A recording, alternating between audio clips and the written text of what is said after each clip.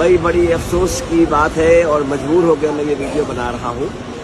अजब मंजर हो गया है मक्के शरीफ और मदीने मुनव्वरा में, अजब सा हाल देखने को मिल रहा है। मतलब मैं तो ये कह रहा हूँ कि एक आदमी जो है वो उम्रे का पैकेज लेता है घर का, और वो यहाँ आने के बाद जिस्मानी तौर पे वो उम्रा करता है, रूहानी तौर पे पूरे खानदान को कराता है। मतलब क्या हुआ? अरे कमाल हो गया, इंतहा हो गई। मतलब क्या इबादत में दिल लग रहा है?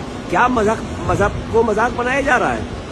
हर आदमी अपने बोझ बना रहा है। यानी खाने काबा के अतराफ में तवाफ के दौरान या उसके गिलाफ से लिपटना आदमी समझता है कि जज्बे से लिपट रहा है। अभी ये आप वीडियो देखिए नीचे किस किस अंदाज में लगे हुए लोग। यही हाल मैंने मदीने मुनव्वरा में देखा। हुजूर के रोजे पे अदब और एहतराम से जाने के बजाय बोझ बन रहे हैं।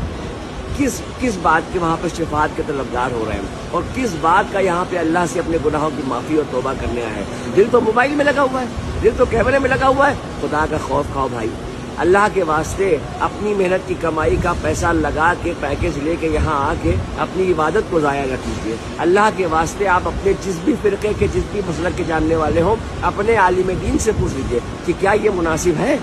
अल्लाह के घर का तवाफ करते वक्त जिस तरीके से, जिस एंगल से, ये देखिए अलग अलग कैसे पोज बन रहे हैं। उसमें ख़वातीन भी शामिल हैं, उसमें मर्द हजरात भी शामिल हैं। मेरे भाई अल्लाह के वास्ते अल्लाह को नाराज़ न करो।